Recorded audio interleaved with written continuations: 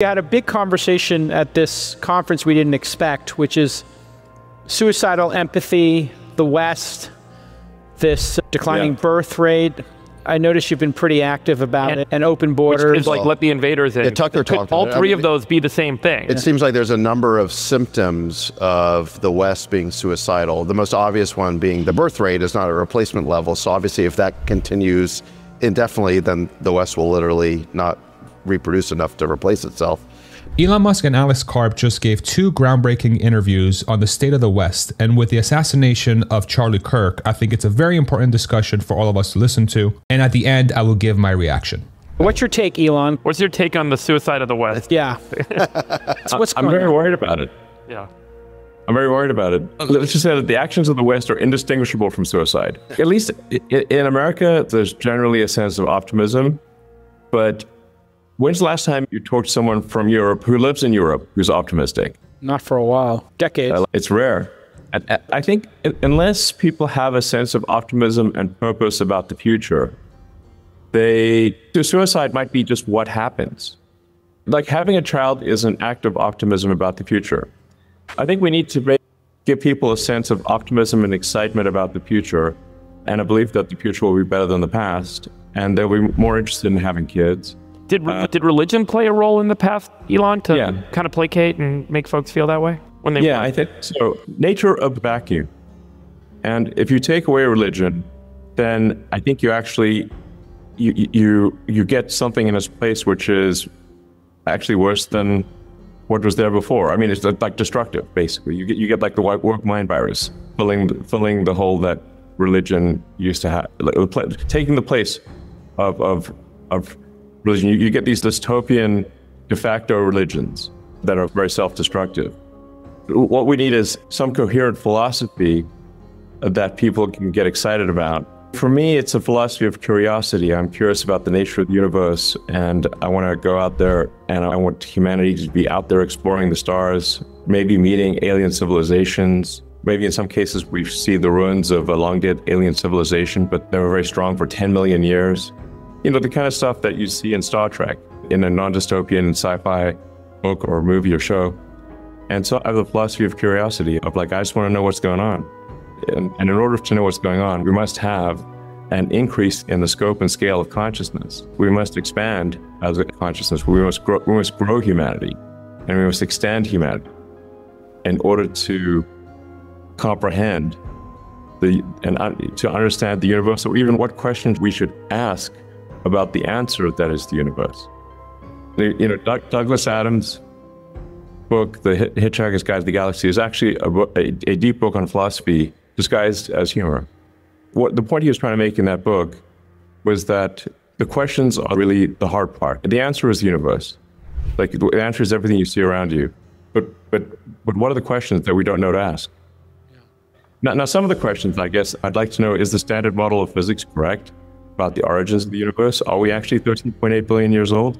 How does the universe end? Does it end in a heat death or in some other way? Are we in a black hole? We might be. Elon, can you talk about... Is the whole sort of simulation question, are we a simulation? Where do you think we find the answer first?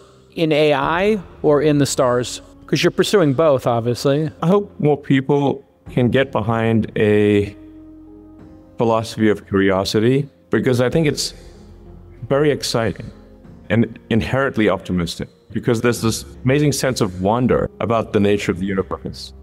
And when you just uncover some secret to the universe, that's amazing. And you're like, a whole world of understanding is opened up.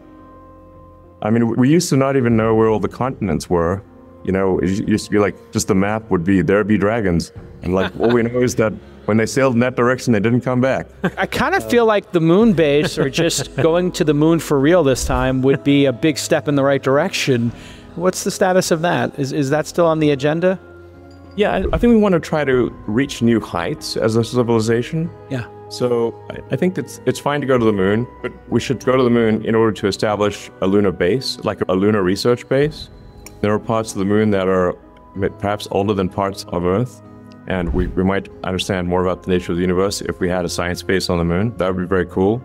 And then we also want to go beyond the moon to Mars, and build a self-sustaining city on Mars. I do think that there is a fork in the road of human destiny where if we can establish a self-sustaining city on Mars, the key test being if the resupply ships from Earth stop coming for any reason, does Mars continue to prosper or does it die out? At the point at which Mars is able to prosper and grow on its own, the probable lifespan of consciousness is dramatically greater because we are no longer dependent on everything going right on Earth. You know, there's always some possibility of self-annihilation on Earth with World War III or a supervirus or a meteor like that destroyed the dinosaurs. We know from the fossil record that there have been many mass extinction events. So the question that I'm always wondering about is, will civilization ascend such that we can make Mars self-sustaining before the civilizational arc descends? Because the window of opportunity to make life multiplanetary exists now for the first time in the 4.5 billion year history of Earth. Elon, let's assume that we get there and you're there. You'd be the elder statesman. You'd have the moral authority of Mars. How do you run Mars? But I think I want to just emphasize again that it's more important than the form of governance on Mars or who's there in the early days. What really matters is that Mars is self-sustaining, that we are truly a multi-planet species, and such that we achieve planetary redundancy. So that if something, obviously we should do everything possible to make sure life on Earth is great, but there's always some risk of an annihilation event on Earth, like self-annihilation or some natural disaster. And so the probable lifespan of consciousness increases dramatically as soon as we are a multi-planet species, with the key test being, can Mars survive if the resupply ships stop coming? So getting, like, the first missions to Mars are not that important. What matters is, can you get sufficient tonnage to Mars such that Mars can prosper on its own? And that means it has to have all of the ingredients of civilization. It's not just that you need to build, for example, a chip factory on Mars or chip fab on Mars, but you need the ability to build chip fabs. Do you have a sense of the time scale? Is this a 50-year thing in your mind? Is it a 150-year thing? Is it something that is for our generation, or is it our children's generation? I think it can be done in 30 years. Provided there's an exponential increase in the tonnage to Mars with each successive Mars transfer window, which is every 2 years. So every 2 years, the planets align and you can transfer to Mars. So I think in roughly 15, but maybe as few as 10, but 10 to 15-ish. Tucker said yesterday when he spoke to President Trump, there was no way to know, are there 30 million people here illegally, 40, 50, whatever it happens to be. You say you call BS on that. We could easily do it. I just say we could easily do it, and I'm not calling BS on that. I'm actually saying it's a very, very hard problem, but in the world of AI and software, you can't say it can't be done. It could very easily be done if we put cameras everywhere and we just did facial recognition. Well, it'd be very easily done if you eviscerate our civil liberties. Yeah, that's Correct. not being done. Right. That's so, like, I could grow your revenue at 400%, but I'll lose money in perpetuity. It's not a business. Yeah, of course. And so let's talk about what the solution to that would be.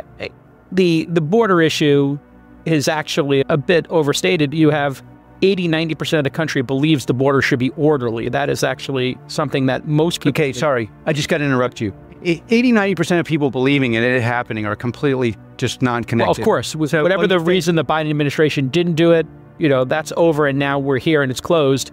But what would your solution be to identifying the people who are... Well, again, I think you're jumping over a lot of things. There's it happened. Okay, what's interesting about political parties in America is that they're anti-correlated with what they claim.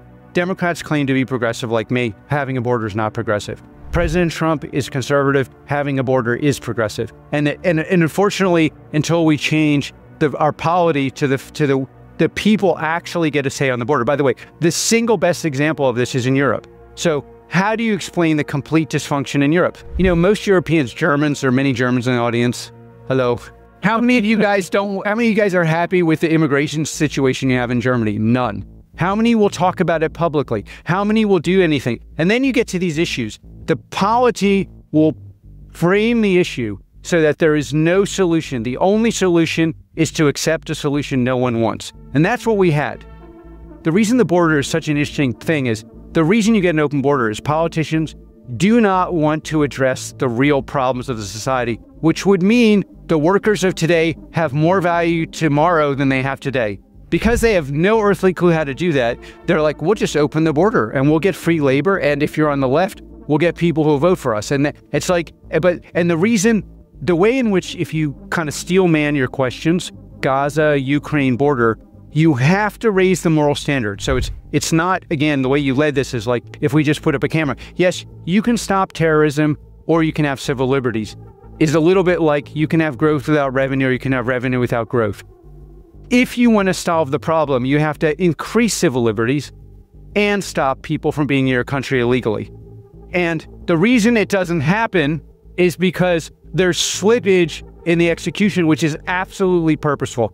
And if we don't want this country to be what Europe is now, and I lived in Europe most of my life, if we don't want that, you have to close the border. You have to make sure that people who have a right to be here get to stay. People who don't have a right to stay get treated fairly. By the way, both sides have to step up. It's not enough to say, I'm against the border or whatever, but I have no solution for what's going to happen for people, which is unfortunately what my What's your solution for, just your personal solution for what to do with the 30 million people who are here illegally? What would you do? Well, first of all, I mean, my personal solution would be you divide the pie.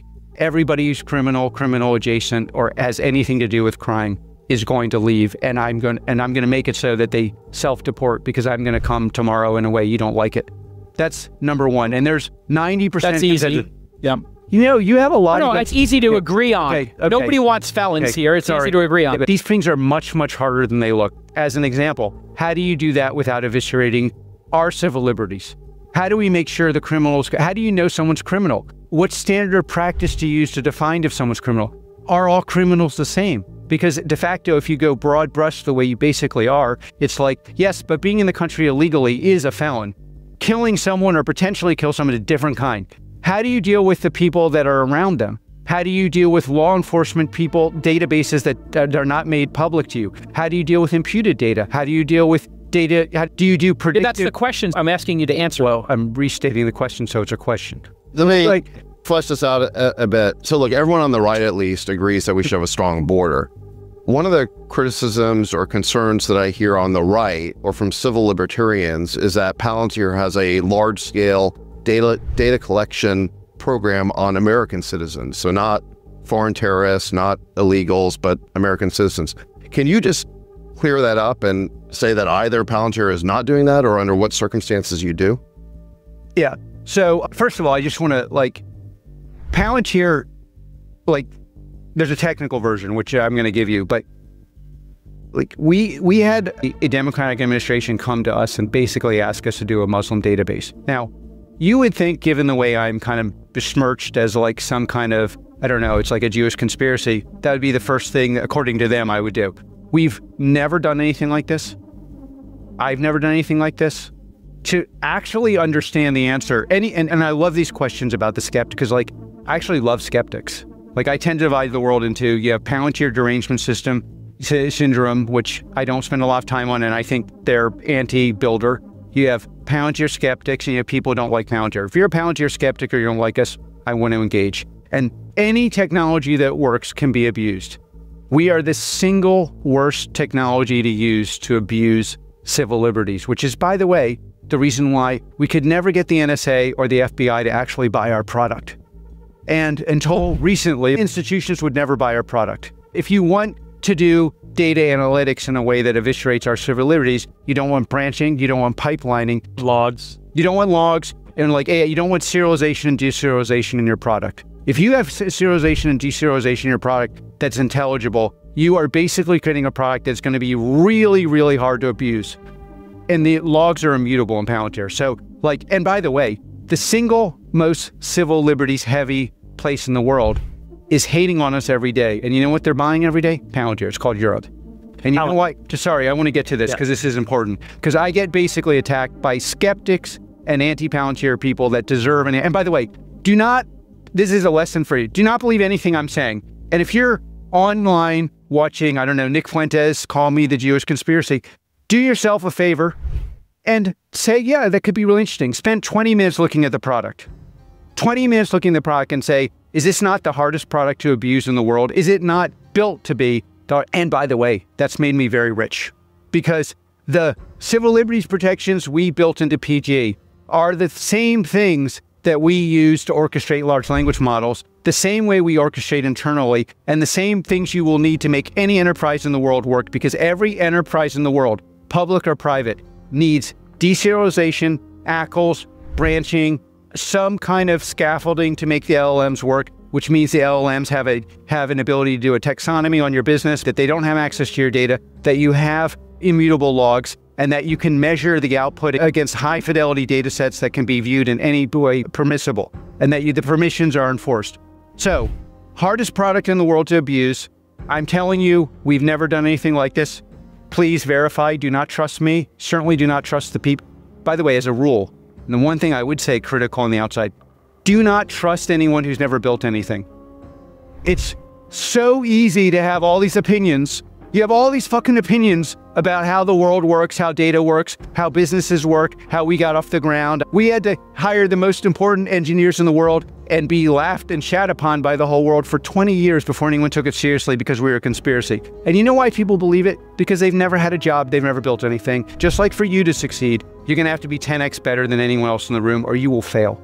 And that's true for me, that's true for you, that's true for every American. And it's always been true. Farzad, we've just heard from two tech leaders. They both describe symptoms of a declining West, whether it's birth rates falling, open borders and diluting Western culture, crimes increasing. There's data points everywhere, which is basically pointing towards a declining West. Elon Musk said that the actions of the West are indistinguishable from suicide. He also said something which I took a little bit of offense to. When did you last speak to an optimistic European? Now, you'll know, Farzad, that I am normally optimistic, but today I'm going to fit his stereotype. We've also just tragically had the assassination of Charlie Kirk, which has just been a sledgehammer to the West. Farzad, what is going on with the West? Yeah. I mean, I think that's the question of our time. I think, you know, it's going to be impossible to sit here and like pinpoint the single root cause of what's happening. I think the agreement should be, if you live in the West, from my perspective, right? So I live in the US, you live in the UK. So I think most of us would agree that the West is in decline.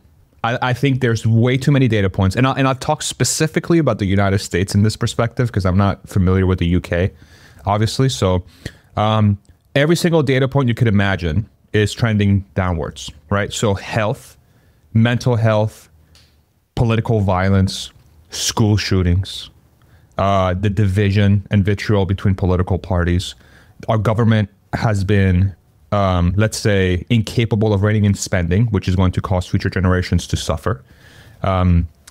You have an issue with younger generations not feeling like they are getting ahead in life. A lot of it, I think, is being exacerbated by social media and sort of creating these like silos and sort of just these loops of self-hatred and lack of visibility into what a good future looks like.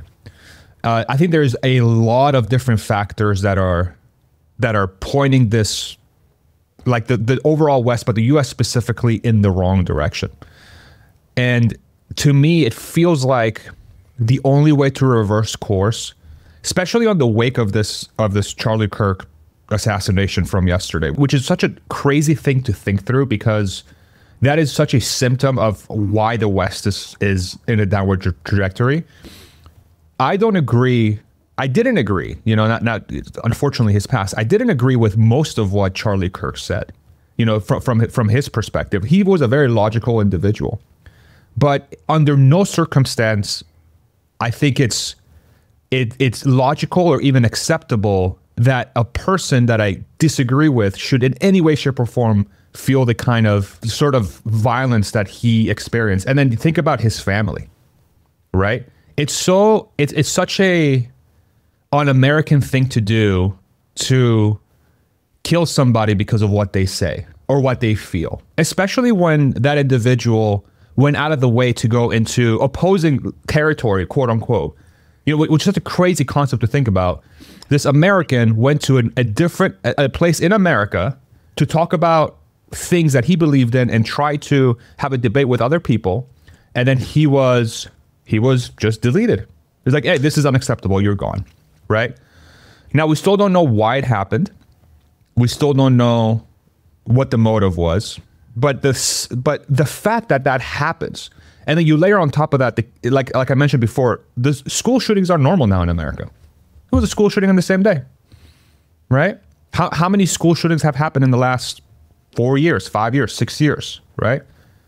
It's just we've become just numb to completely unacceptable occurrences in our country specifically. I'm not going to talk about Europe. I know Europe has its own sort of stuff that it's working through right now. But I would say that the United States is probably in a much worse situation because now it's become like almost normal for shit like this to happen, which speaks more about the mentality. If I'm going to have like somebody say you have to pick something that is causing this in America, I really think that our media landscape has created a very unhealthy place for people that are becoming more and more divided to ruminate on, frankly, very violent type rhetoric from all sides of the political spectrum. And they've all become siloed, and they just keep ruminating on these things. And the law of large numbers will say that a given percentage of those people will become radicalized. And then again, a certain percentage of those people will take action, right? How else do you explain what is happening? And so the question becomes, what is the best way to reverse that trend that does not destroy the core of American Western values, which is freedom? How do we solve for that, right? You need a society that trusts each other for this to work. And we don't have trust. We have the opposite of trust. We have distrust. Just go on X and watch some of the rhetoric from the right side of the political spectrum, right? Forget the extreme left, it's horrific. Let's get this guy next. Oh, good thing it happened. He deserves it. Disgusting. Unacceptable. On the right, we're coming for you next. We're coming for you next. What the fuck is this?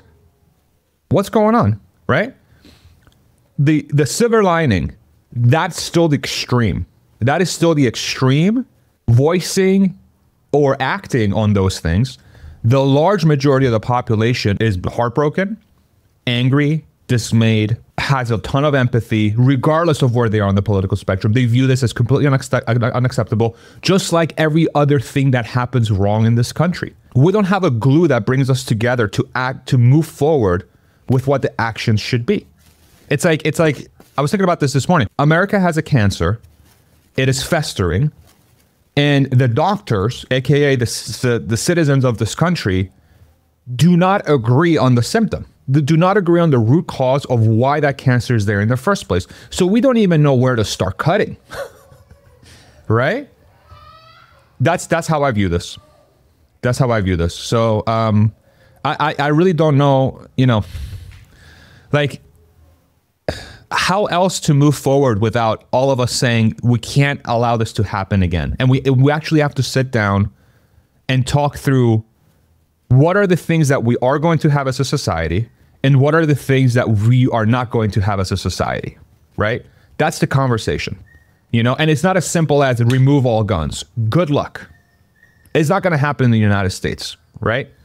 Okay. Oh, let's lock up anybody who says even the slightest dangerous thing. Forget about that too. That is crazy. Those two things in this country cannot exist because it's America.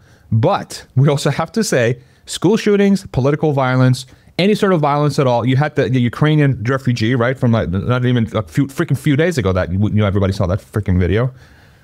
Something's happening in this country, right? There are still a lot of incredible things happening. Let's not lose sight of the fact that America is still the land of opportunity, and there are many stories of people that are able to move up the societal ladder because they're given the chance to do so. And because they're taking the bull by the horns and taking it, right? But the underlying fabric has a sickness. And if that sickness keeps spreading, this, like the West will not exist in the coming decades. It just won't. I mean, countless examples of this happening. This Ray Dalio's thing, right?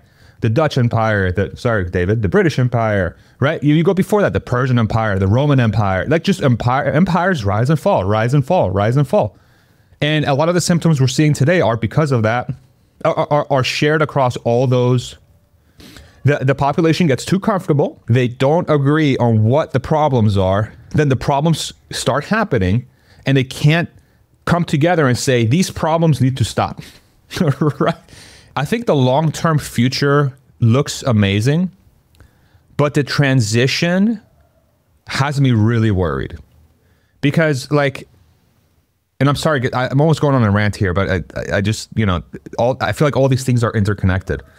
You have the coming of automation and artificial intelligence and humanoid robots, et cetera, which is something we talk about a lot on this channel, okay? One of the things that has me really concerned is that we have violence in general on an upswing, which is going to rightfully bring all of our attention to it to try and solve it, while we have, in my opinion, we're going to have a short to medium term wave of disruption to the labor markets that is going to leave a lot of people without work for some period of time. And I don't think we have the mechanisms in place to account for that. I think that in itself can pour fuel on the fire of, you see, this country is not working for anybody. That I'm really concerned about that, truly. I really am. I think there's way too much kindling out in the United States and in the West, but especially in the United States, for that to become a really big issue. And that's not to say, oh, we should slow down or we should not move forward with technology and move forward with automation and move forward with all this stuff. You know, because we've done it countless of times before and we have come out on the other side. But the current environment feels unstable. And to add a giant fuel on the fire of like, okay, now labor markets are now forever disrupted. When so many people count on labor markets to live, where is the other side to ensure that those people don't also become disillusioned, lose all hope, and in the worst case scenario become radicalized? Where is that stopgap? I don't know. Maybe I'm not looking at the right things, or maybe I'm not smart enough to come with a different conclusion. But I can't say that I'm particularly optimistic in this moment, but I can't help but be optimistic because I have a son. I have to be. Newish father, you know, a year and 3 months, almost 4 months now, right? I can't, if I feel like all hope is lost and we're going down the wrong direction, I am doing a disservice to my children. So I have to figure out a way to find the light in this world, to find the light in the country that we live in, and to somehow push for a better future in the best way that I know how. And everybody should do the same. Those actions should never in a trillion years involve violence under any circumstance. And it cannot involve shutting down discourse under any circumstance. We need the discourse to figure this shit out. And this is why this whole Charlie thing is so shocking to me. It's like, I think he was the poster child of discourse. I didn't agree with a lot of shit he said. I still respected the fuck out of him. And think about his wife and kids, bro. Like, can you fucking believe it? It's fucked. It's fucked.